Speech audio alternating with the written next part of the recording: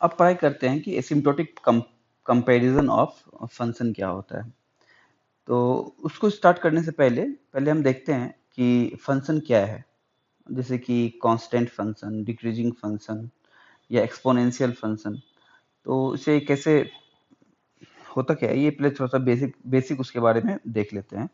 मानो कि एक फॉर्मेट है ए पावर एन और ए है हमारा positive real number, positive real number, और एन हमारा वेरिएबल है।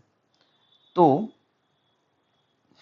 अगर हमारा ए स्मॉलर देन वन है, ए अगर स्मॉलर देन वन है, तो ए पावर एन जो होगा वो डिक्रीमेंट फंक्शन होगा। एग्जाम्पल ले लो, एग्जाम्पल ले लो अगर इसका, तो ए का वैल्यू कुछ भी स्मॉलर देन वन ले लो, मानो कि -2 ले लिए, ठीक है।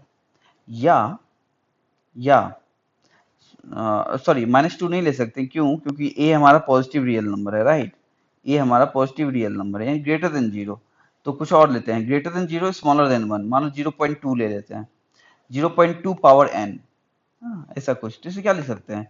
इसे लिख सकते हैं 2 power 10, 2 power 10, sorry 2 upon 10 power n, this equal to what?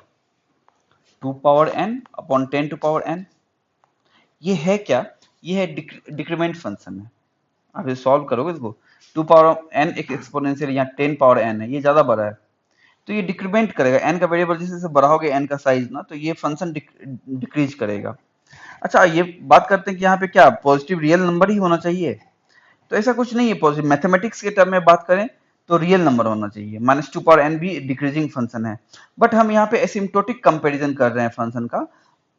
और एसिम्प्टोटिक कंपैरिजन एसिम्प्टोटिक कंपैरिजन जो है हम वो करते हैं एल्गोरिदम के लिए, और एल्गोरिदम हमेशा पॉजिटिव फंक्शन के लिए काम करता है, राइट। ये हम लोग बहुत बार देख चुके हैं।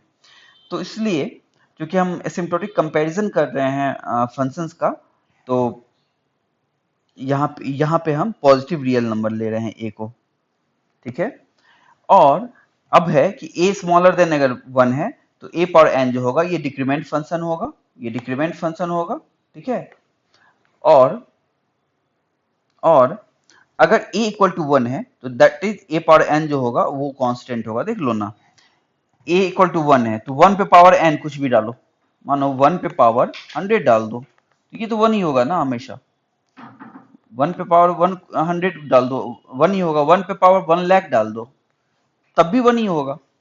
तो दैट्स वाई यहाँ पे दिया है कि अगर ए इक्वल टू वन है, तो ए पावर एन एक कांस्टेंट होगा, और that is a constant function. अगर फंक्शन में बात करें तो कांस्टेंट फंक्शन बोल सकते हैं। अच्छा, थर्ड है कि अगर ए ग्रेटर देन वन है। अब देखो, ए अगर ये वाला पार्ट, ए अगर ग्रेटर देन वन है, तो हम बोल सकते हैं ए पावर एन जो है वो मेरा एक्सपोनेंशियल फंक्शन है। अब ए ग्रेटर देन वन क्या हो सकता है? 2 हो सकता है, 3 हो सकता है, 4 हो सकता है, या 1.2 हो सकता है, 1.3 हो सकता है। That is also exponential. समझ गए? ये बेसिक था हमारा नॉर्मली। अब बातें देखो, यहाँ पे बोल दिया कि क्यों है, why we have why we took a as a positive real number, since asymptotic comparison are for positive function। हम लोग यहाँ एसिम्प्टोटिक कंपैरिजन का बात करें, नॉर्मल कंपैरिजन का बात करेंगे मैथ्स में, तो जरूरी नहीं है कि ए पॉजिटिव रियल नंबर हो, वो तो फिर रियल नंबर हो, वो पॉजिटिव हो निगेटिव हो। लेकिन क्योंकि यहाँ पे एसिम्प्टोटिक कंपैरिजन है, that's why we have taken positive real number, ठीक है। ये देख लेना। चलो अब आते हैं एसिम्प्टोटिक कंपैरिजन्स ऑफ फंक्शन। तो देखो, फंक्शन कितने तरह का होता है, मतलब होता है यहाँ पे एल्गोरिदम में हम कौन कौन सा फंक्शन को देखेंगे। तो डिक्रीमेंट फंक्शंस देखेंगे, फिर ये देखो डिक्रीमेंट फंक्शंस को देखेंगे, कांस्टेंट फंक्शंस को देखेंगे, लॉग फंक्शंस को देखेंगे, और पॉलिनोमियल फंक्शंस को देखेंगे, और उसके बाद एक्सपोनेंशियल फंक्शंस को देखेंगे।